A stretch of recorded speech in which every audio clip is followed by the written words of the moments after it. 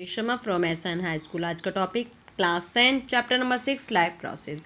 Life process में starting में first video में हमने पढ़ा था किसके बारे में, लिविंग और नॉन लिविंग थिंग्स के कैरेक्टर्स के बारे में। फिर हमने पढ़ा था न्यूट्रिशन। न्यूट्रिशन के बेस पे एनिमल्स को या कहोगे लिविंग बींग्स को दो पार्ट में डिवाइड किया था, ऑटोट्रॉप और हेटरोट्रॉप। ऑटोट्रॉप में प्लांट्स आते हैं और हमने स्टडी की थी फोटोसिंथेसिस का प्रोसेस पूरा पढ़ा था। आज हम पढ़ेंगे हेटरोट्रॉपिक न्यूट्रिशन। हेटरोट्रॉपिक न्यूट्रिशन क्या होता है, किस टाइप का होता है, भाई पता है। Each organism is adopted to this environment. हर ऑर्गेनिज्म अपने इन्वायरमेंट के अकॉर्डिंग अपने आप को अडॉप्ट करता है। अडॉप्ट मतलब कि उसके अकॉर्डिंग ढल जाता है। This form of nutrition differ depend on the type. Nutrition का जो फॉर्म है वो अलग अलग है और डिपेंड करती है टाइप, किस टाइप का है और किस टाइप का फूड मटेरियल अवेलेबल है, and as well as how, और कैसे वो ऑर्गेनिज्म उसको ले रहा है। फर्स्ट ऑफ ऑल तो फॉर्म ऑफ न्यूट्रिशन की जो कौन सी फॉर्म है, हेटरोट्रॉपिक जो न्यूट्रिशन है इसकी फॉर्म डिपेंड है, अलग अलग है, डिपेंड करती है कि फूड किस टाइप का है और फूड की अवेलेबिलिटी क्या है और ऑर्गेनिज्म उसको कैसे ऑब्टेन करता है, कैसे उसको लेता है। फॉर एग्जांपल कुछ फूड सोर्स स्टेशनरी होते हैं जैसे ग्रास, और कुछ मोबाइल होते हैं। मोबाइल मतलब कि मूवमेंट में रहते हैं। स्टेशनरी अगर बात करें तो ग्रास, और मोबाइल जैसे कि डियर, ठीक है। Would allow for difference in how the food is exceed and what is the nutritive apparatus use by cow and a lion. Cow और लॉयन किस टाइप के फूड को लेता है। काउ उसका फूड क्या है, स्टेशनरी है, जाती है खा लेती है।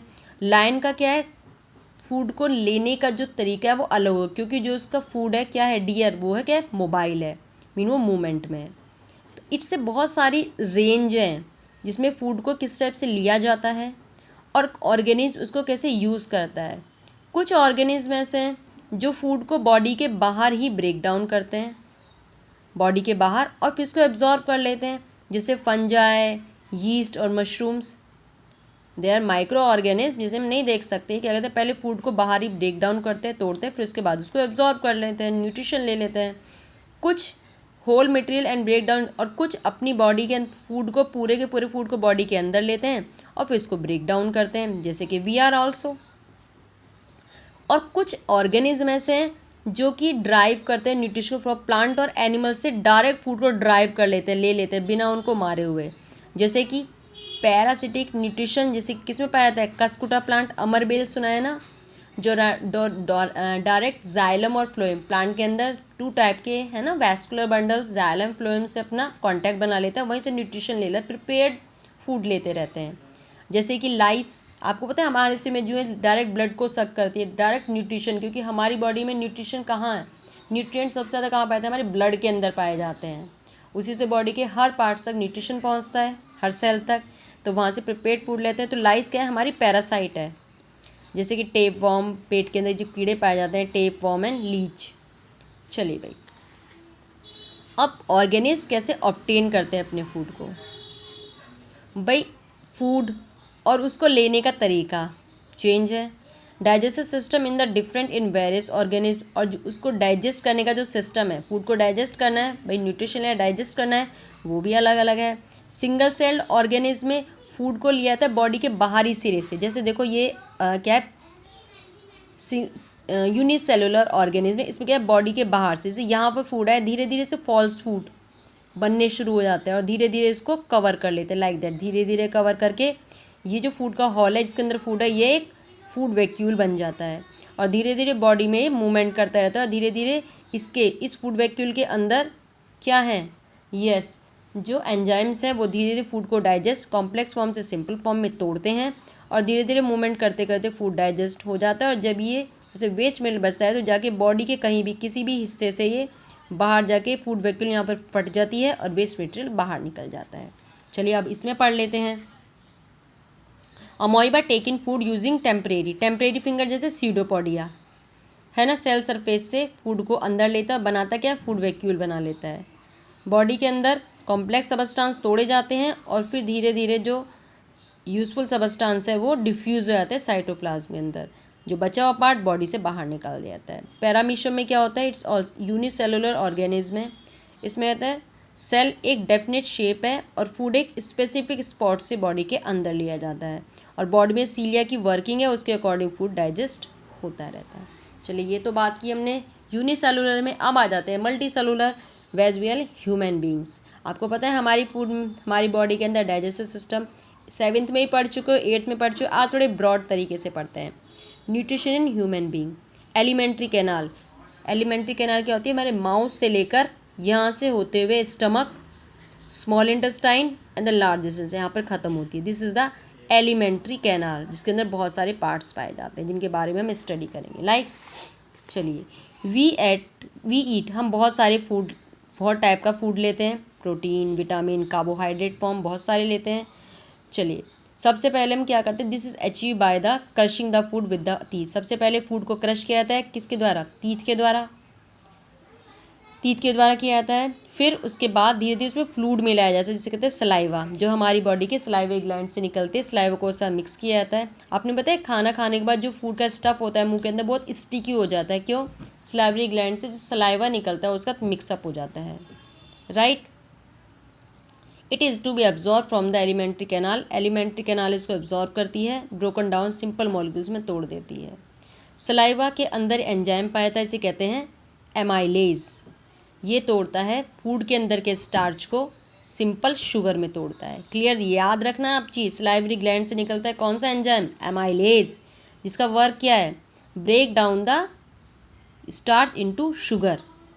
Okay, the food is mixed only with saliva and moved around the mouth while chewing the muscular tongue. Tongue से यहाँ से होते हुए, फूड पाइप से होते हुए कहाँ गया? स्टमक के अंदर। चलिए, from the mouth food is taken to the stomach through the food pipe, इसे कहते हैं ऑइसोफेगस या फूड पाइप। चलिए, अब हमारे स्टमक के अंदर कौन कौन से डाइजेशन के फंक्शन होते हैं? फर्स्ट, गैस्ट्रिक ग्लैंड, जो स्टमक के जो अंदर की ग्लैंड्स है ना, उन्हें कहते हैं गैस्ट्रिक ग्लैंड। वॉल है इसमें, gastric glands, pouch like structures पाए जाते हैं, ठीक है। गैस्ट्रिक ग्लैंड में, स्टमक की वॉल्स में, ये रिलीज करती है हाइड्रोक्लोरिक एसिड, जो कि प्रोटीन को डाइजेस्ट करता है, जो कि प्रोटीन को digesting enzyme called pepsin. First हुआ हाइड्रोक्लोरिक एसिड, पेप्सिन जो कि प्रोटीन को तोड़ता है और म्यूकस सिक्रीट करता है। हाइड्रोक्लोरिक एसिड क्या है? एक एसिडिक मीडियम क्रिएट करता है, जो कि पेप्सिन को वर्क करने के लिए हेल्प करता है। जब तक जो मीडियम है, फूड का मीडियम एसिडिक नहीं होगा, तब तक पेप्सिन प्रोटीन को नहीं ब्रेक डाउन करेगा, प्रोटीन को तोड़ेगा नहीं। इसलिए HCl का वर्क क्या है? पेप्सिन, ताकि पेप्सिन प्रोटीन को ब्रेक डाउन कर सके, मीडियम तैयार करता है। ओके, म्यूकस क्या है? एसिड की बॉडी पे इफेक्ट आएगा, एसिड है, कहीं गैस्ट्रिक वॉल्स को बेकार ना कर दे, इसलिए जो म्यूकस जो सिक्रीट होता है वो स्टमक की अंदर की लाइन को एसिड से प्रोटेक्ट करता है, ओके। चलिए भाई आगे चलते हैं।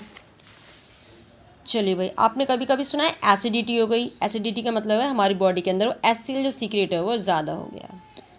अब स्टमक के बाद फूड कहाँ एंटर करता है? स्मॉल इंटेस्टाइन में, जो कि सबसे लॉन्गेस्ट पार्ट है एलिमेंट्री कैनाल का।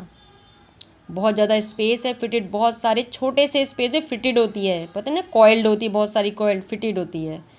एक length of the small intestine differ in, अलग अलग एनिमल्स में स्मॉल इंटेस्टाइन की लेंथ अलग अलग होती है। हार्बीवोर में लॉन्ग होती है क्योंकि ग्रास को ईट करना पड़ता है, ग्रास के अंदर कौन सा? सेल्यूलोज पाया जाता है।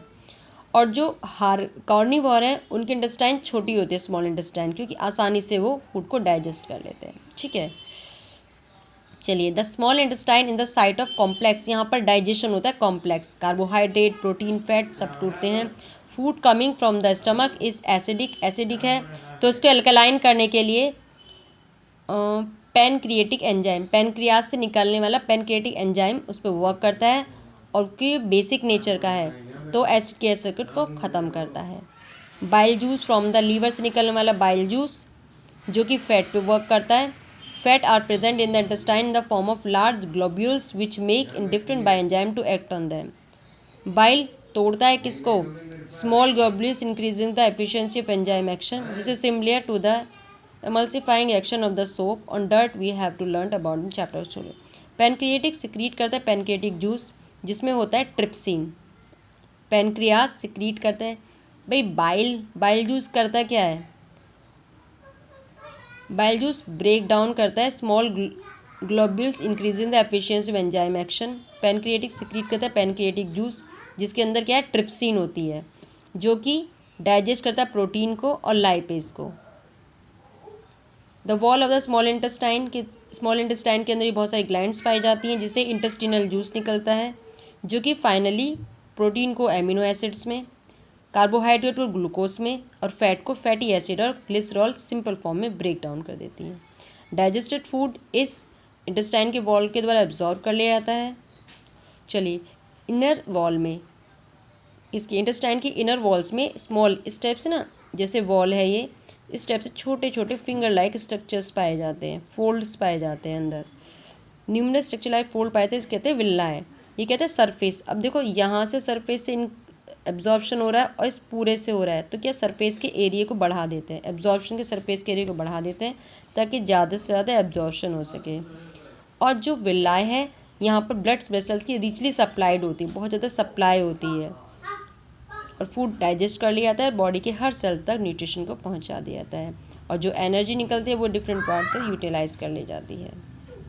चलिए भाई, आज के लिए बस इतना ही। कल हम पढ़ेंगे रेस्पिरेशन के बारे में। Thank you so much, have a nice